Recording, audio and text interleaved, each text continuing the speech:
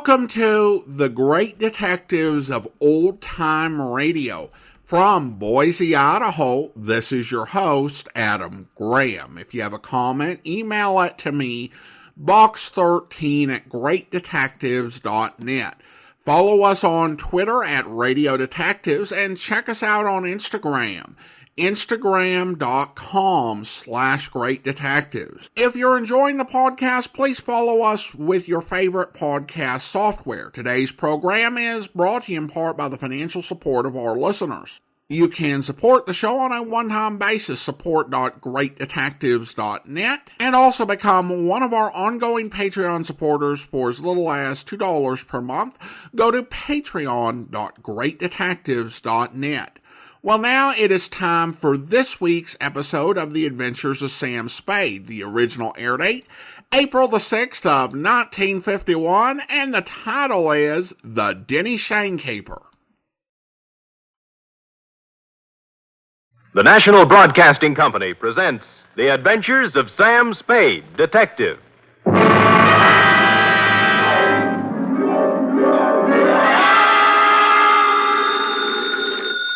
Sam Spade Detective Agency. Hi. Sam? Who else? Did you wind it up, Sam?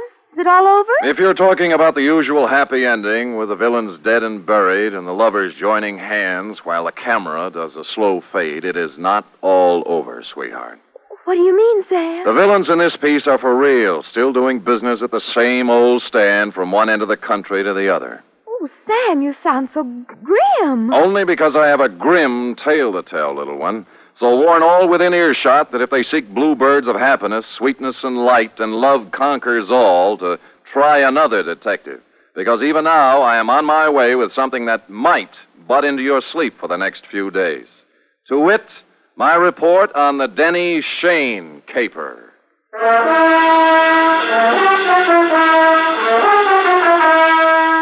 For NBC, William Spear, radio's outstanding producer-director of mystery and crime drama, brings you the greatest private detective of them all, starring Stephen Dunne in The Adventures of Sam Spade.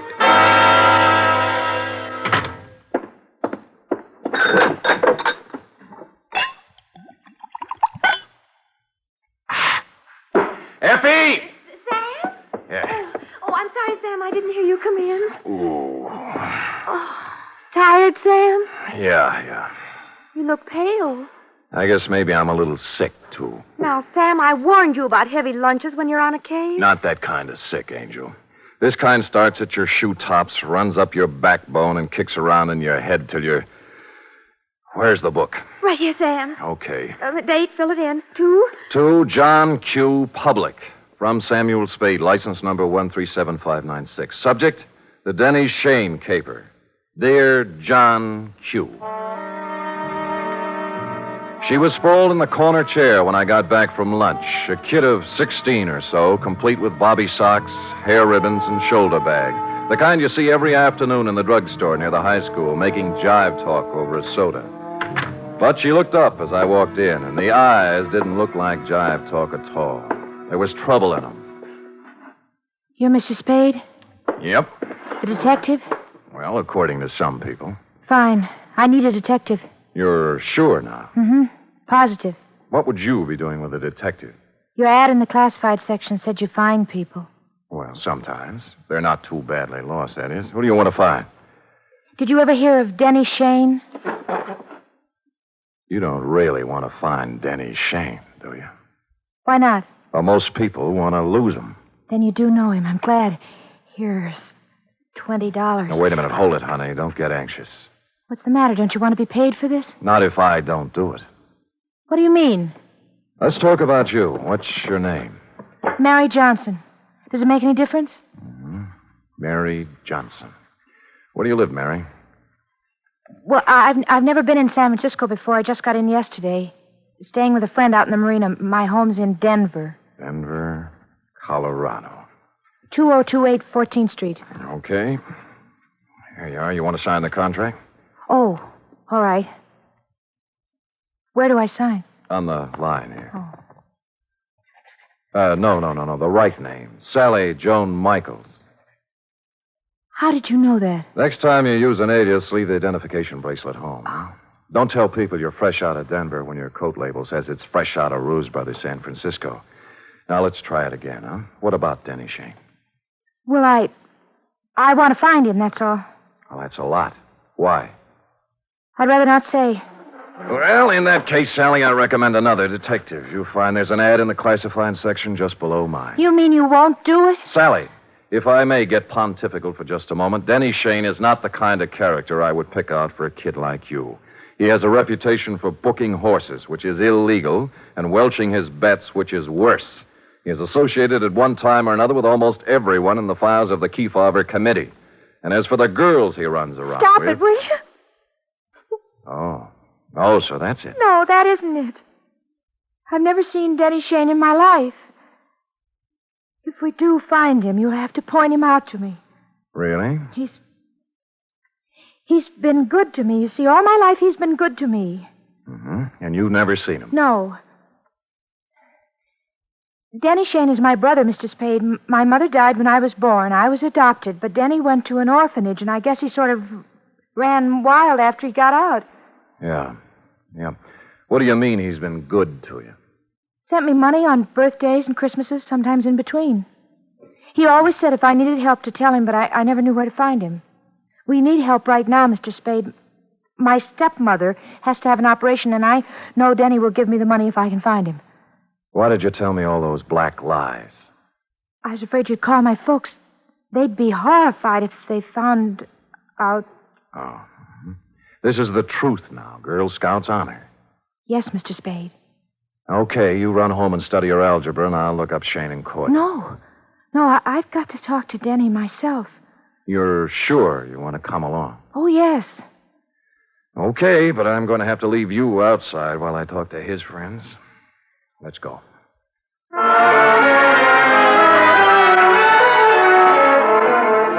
I hadn't seen Shane since 3 years ago when he conned a client of mine out of $3,000 on a phony mining stock deal. I knew it was waste motion, but I checked the hotel where he was living then and found he was long gone.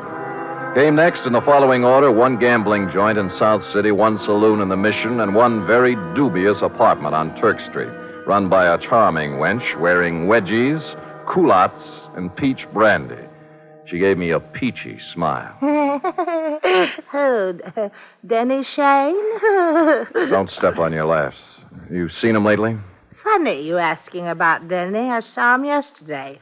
First time in 2 years coming out of Augie Dano's. Oh, who's Augie Dano? Runs a gym exercise studio, reducing setup on Sutter Street. You know, work a little, lose the middle. Get it? Yeah, I got it. But anyway, thanks.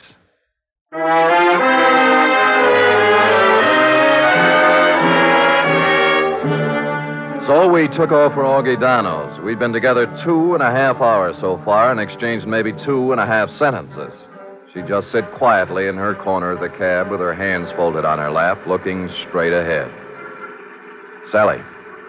Hey. Oh, What's the matter, honey? nothing. Oh, now, come on. You can tell your Uncle Sammy something's eating you. Now, what is it? I told you. You're sure it has nothing to do with Denny and you? We settled that. I don't know, did we? You know, I got an ache in my bad knee. Is that good? Nope.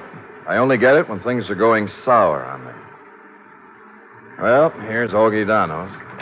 Come on, you can go in, too. This place looks respectable for a change. The gold lettering on the door said Augustine Dano, Masseur, Scientific Reducing. And inside was an expensive-looking reception room with birch paneling, potted palms, and antique leather chairs, into one of which I stored Sally while I made bold to enter a door at the rear marked private. Oh, now there. Look what you made me do. I am sorry. Oh, dear me, you should be. My best perfume all over there. I'm sorry. I didn't mean to slam the door, lady. The draft. This is a private office, sir. There is a button outside clearly marked ring and wait. That I did not see, and once again, I am so sorry about spilling the perfume. Oh, my. Toujours my regret, TV. $12 an ounce. Oh, well, I regret TV, too. Now, look, how about announcing me to the professor? Well, now, if you mean Mr. Dano, he's quite busy with another... Mr. Rudnick, if the envelopes are ready, Oh, who's this? You've got me. My name's Spade. Spade? Spade. The detective? Yeah. Detective? Oh, what Just a minute, Miss Rudnick. Would you have your nerve barging in like that? I thought you were a client. All right, Miss Rudnick. All right, here. Well, 4 bits. Now, buy yourself another quart. well, I never. This I can believe. Well, what do you want, Spade? Well, I'm looking for Denny Shane. Someone saw him walk out of here yesterday. Shane? That's right. Well, what's the matter? Some trouble or something? No, his kid sister's trying to look him up. Oh. That's funny. What? Well, that someone saw him coming out of here. I'd never heard of the guy. Of course, we got people in here all the time, salesmen, agents, friends of clients, But no Shane. Not that I know of. What's he look like? Oh, about my height, blue eyes, pale complexion, too thin to be coming here as a customer. Well, I wish I could help you, pal, but like I say, so many people come in and out of here, Sure. Thanks anyway. Bye. Bye. Any luck? No, never heard of him. Come on. Too bad. Where to now? Oh, there are a couple of more places. After you. Cab's gone. Well, I told him not to wait. I thought we might have something to eat across the street. I'm not hungry, thanks. Look, you better call your parents. No, don't. I told him I was spending the night with a girlfriend so they wouldn't worry. That's another big black lie. Look, I'm tired of playing this way. I want it all. I told you. You're eating your heart out over something, and it's not Mama's operation. Now, it's something bigger, and it hurts worse. And don't tell me any different because it's written all over your face. Please don't ask me any more, please. Oh, skip it. Where's the cab? Don't take me home. That's just where you're going, honey. Well, What's the matter? look, coming up the street. Is that... Yeah, Denny Shane. You're sure? Of course I'm sure. I've got to be positive. I'll prove it to you. Denny? See? Yes. Denny, come here a minute. Oh, Sam Spade, isn't it? Yeah. Well, you recognize the kid? No. She's your little sister. Sister? What are you talking about? I haven't...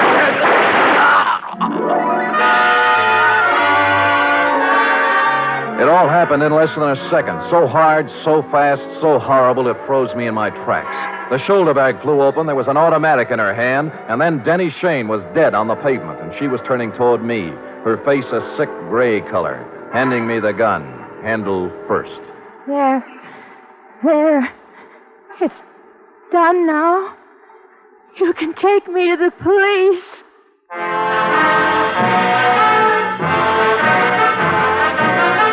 You are listening to the weekly adventure of radio's most famous detective, Sam Spade.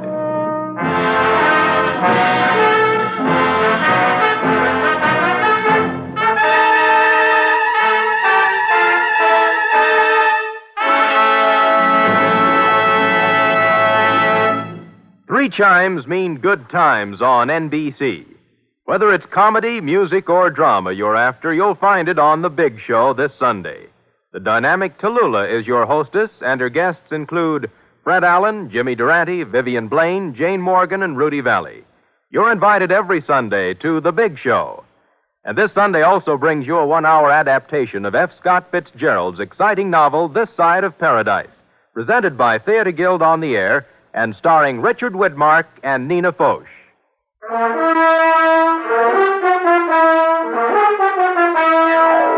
And now back to the Denny Shane caper, tonight's adventure with Sam Spade.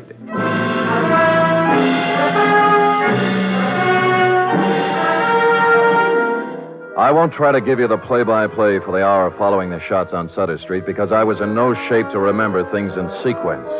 In less than a minute, we were in the center of a milling crowd. Cars jammed up. Horns began to blow. Then the morgue wagon and a squad of homicide dicks and flashbulbs going off like firecrackers. And Sally standing them all off with a frozen gray expression on her face that never changed. While I stood at her elbow, me, Sam Spade, who'd seen Lord knows how many murders with rubber in my knees and a feeling in my stomach like I was going to be sick. Finally, the squad car picked us up and headed for Dundee's office. Mr. Spade, Yeah? I've been waiting for you to ask me why I did it. I thought I'd leave that for the professionals. It won't do any good to ask me, Mr. Spade. Please tell him that, will you? It'll save all of us a lot of trouble. Everything I told you was a lie. I had to make you take me to him some way because I didn't know what he looked like. I hope you know what kind of a stew you jumped into, Sally, because from here on it's going to be pretty tough. I don't care what they do to me. I've had nothing to live for a long time now. What do you mean? Sounds stupid, doesn't it? 16 years old and nothing to live for. Ah, Sally. Tell him not to ask me any questions. Tell him I'm guilty. Sentence me or do whatever they do. I'll never tell him why. I'll never tell him why.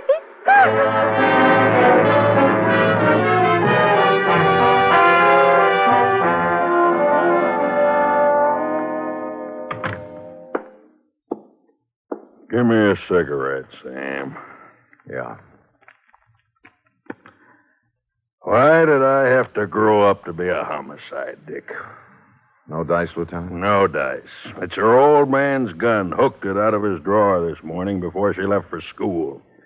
I still think she's mixed up with Shane some way. Dundee, believe me, that's one thing I can guarantee. She didn't know Shane from Hopalong Cassidy. Well, I'm only falling back on the standard answer to this kind of a clam bake, Sam. This is not a standard clam bake. You're telling me. You know, Sam, it kind of scares you. What the Sam hell's happening to our kids? A 16-year-old girl still in high school walking up to someone on the street? Shut up, Dundee. Oh, I'm sorry. It's got me, too. She's resting on the couch in there. Stick around till I get back. I gotta go down and wait for her folks.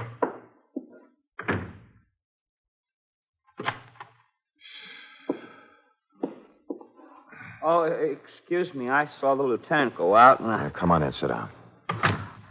I'm a friend of Sally's. Do you think I could talk to her for a minute? Well, I don't think she feels like talking. Look, I got to, mister. I got to talk to her. What's your name? Eddie Tucker. I go to school with Sally. I've been waiting for 3 hours outside for a chance to talk to her. Can't I, please? What's it about? It's kind of personal. Okay, through the door there. Oh, thanks. And leave it open. Oh, yes, sir. The minute he went in, I slid along the wall into a corner between the door jamb and a file case. And through the doorway, I could see them both in a mirror on the far wall of the inner office. Sally. What are you doing here? I had to see you, Sally. I heard about it, and I had to see you, that's all. You're wasting your time, Eddie. It's all over and you know it. You shouldn't have done it, Sally. You know what I promised you. I know what you promised me all the other times, too. This was for keeps, honest. So are the other times. All right, look. Look at this, see? Out the window. Watch. Now do you believe me? Eddie, it's not your fault anymore. I don't blame you, honest. All those promises... I'll keep this one, Sally. Honest, I will. No. You're a zombie, Eddie. You know what a zombie is? Someone who moves and walks around, but who's dead inside. Go away. Now. Go away. He got up slowly and walked past me out the door, rosy-cheeked, 17, with a tired old man look in his eyes. A few minutes later, the matron came by, and I left her with Sally. The window in Dundee's office opened onto a second-floor roof below, and directly beneath it, I picked up what Eddie had tossed out. A set of car keys and a leather case, plus a third one that looked like it belonged to a school locker with the number 339 on it. And written in ink on the leather inside, like a memo, was Denny Shane, 778 Turk Street, apartment 4.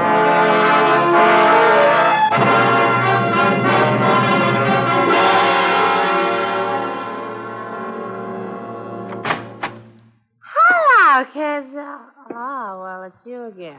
Yeah.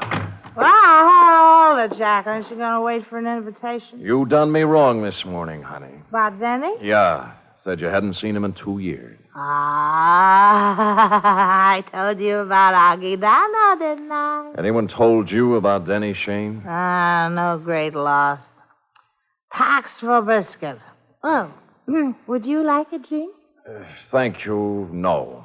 Now, what about... I had it coming to him sooner or later. Never made an honest buck in his life. How did he have it coming to him? Like he got it, like they all get it. What was his racket? Numbers. You know how it works? You buy a number Yeah. How do you know all this? Curiosity. Intellectual curiosity. I want to know things. All the time I want to know things. Follow? So one day, when Denny leaves his suit to be cleaned and I find a book in his pocket, I ask the questions in What book? His numbers book, stupid. What's that? Oh, you know, with the names and numbers of all his customers. You wouldn't know where it is, would you? Oh, perhaps. Oh, yes. How does $5 look? Bourbon is awful high. Yeah, you probably drink it straight. 10. Better. Come on. I think it's in his top drawer. Let me see now. Ties a little. There you are. That little black book. See? All the names, all the numbers. All the names, all the numbers, and one other feature. It was divided into sections labeled Galileo, Balboa, Lowell, George Washington, and a couple of more fellows who passed on long before the numbers racket was invented. Under each was a list of names. Eddie Tucker's was on the page headed Thomas Jefferson, and after it was number 339-7th Street. At this point, several bells rang. The odd key in Eddie's case didn't belong to a locker. It went with a box in the main post office on 7th Street. Hey, now look, fella. It's 11 o'clock at night. Yeah, my name's Spade, clerk. Look. See? The license. I don't care about the license. The rules and regulations of the United States Postal Service... I know, through rain and sleet and snow and hail. But there's been a murder, you see. Murder? Yeah. Oh, well, in that case, I suppose we Great. Where's the mail for the boxes? On the table over there, but it isn't distributed. If you'll wait a shake... I'll wait a shake.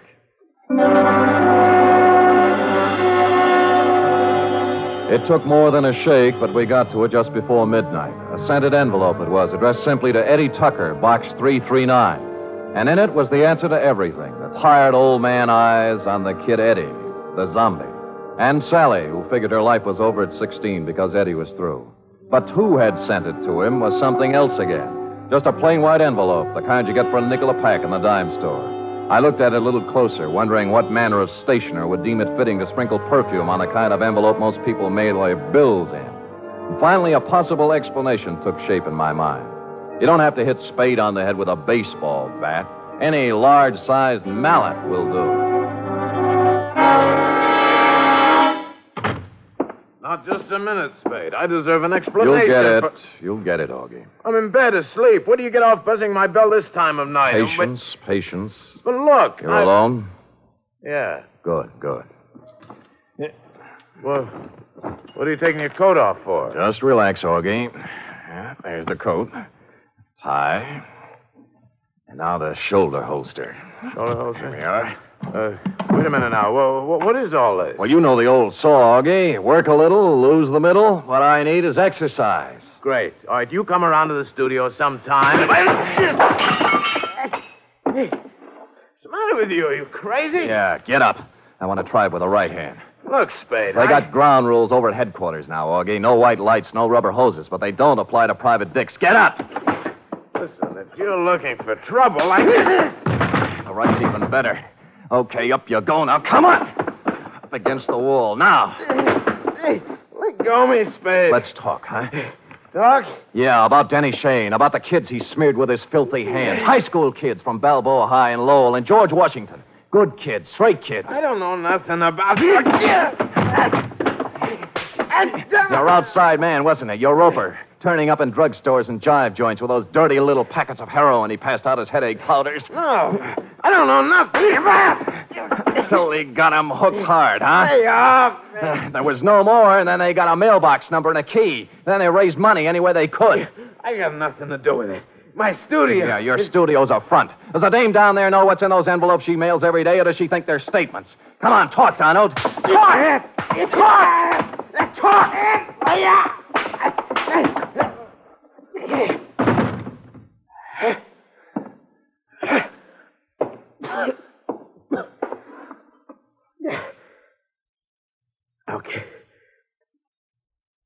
Okay. I'll talk.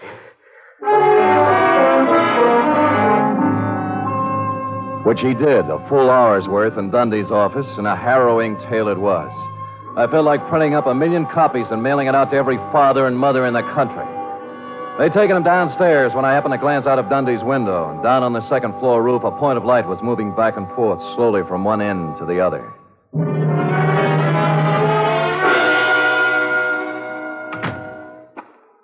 Eddie. Where are they? Where are those keys? I've got to have them. Here. What? Oh, thanks. My car. I couldn't get home in my car, you see. You don't need to kid keys. me, Eddie. I know all about it. Oh. I can't do anything about myself, Mr. Spade. I'm helpless. What she said. Zombie. You're not helpless. You can't handle it alone, maybe, but you're not helpless. Other guys have licked it, and you can, too, if you want it bad enough. I want to. Honest. Good, that's all you need.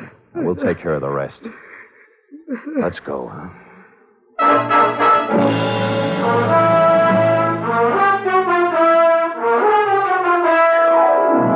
Like I said, this one doesn't have bluebirds at the end. Not yet, anyway. The bold fact is that Sally Joan Michaels is facing the juvenile version of a murder rap. However, the best criminal lawyer in town has volunteered to defend her, and the state will be represented by the most half-hearted prosecution that ever set foot in the courtroom. Eddie Tucker's entering a sanitarium tomorrow, making him luckier than some of the other kids in that little black book. What about yours, John Q? Period. End of report. Well? Oh, I don't know what to say, Sam. I feel so awful. I guess I'd better not make any comments at all. Me too, sweetheart. Let us lose ourselves in our work. Me in this cheap novel you were reading, and you in the merry chatter of that 1906 model Oliver. Scoot.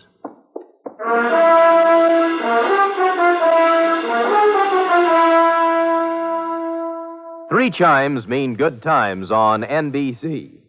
This Sunday, there's fun for you with two delightful families, the Blandings and the Harrises. Mr. and Mrs. Blanding stars Cary Grant and Betsy Drake as the troubled but proud owners of the famous Dream House. And the Phil Harris Alice Faye Show brings you Phil and Alice, plus Brother William, darling child Julius, and the ever-present Frankie Remley.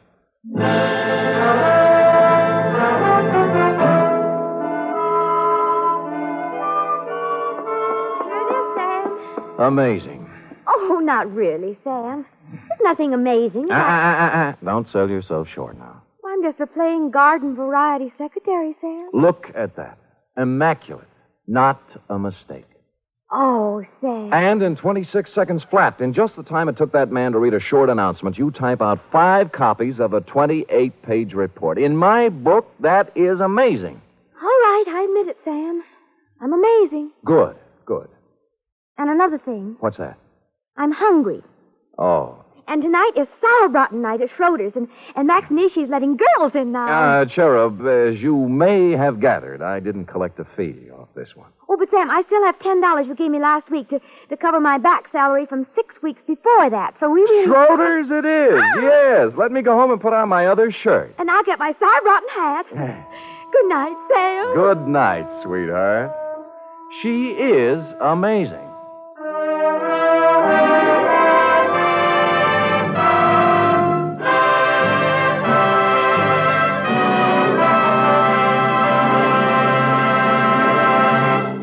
The Adventures of Sam Spade are produced, edited, and directed by William Spear. Sam Spade is played by Stephen Dunne. Lurene Tuttle is Effie.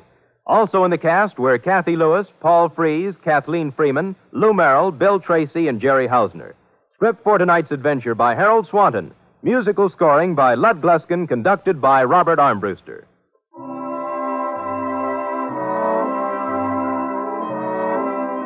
Join us again next week, same time, for another adventure with Sam Spade. You can help in the fight to conquer cancer. Strike back at cancer by joining the 1951 Cancer Crusade of the American Cancer Society. Help science help you. Give generously to your local unit by mailing your contribution to Cancer, care of your local post office. Cancer is a major problem, and the fight against it deserves major support. Laugh with the magnificent Montague and Duffy's Tavern each Friday on NBC. Welcome back. A very somber episode of Sam Spade, covering a very challenging problem both then and now.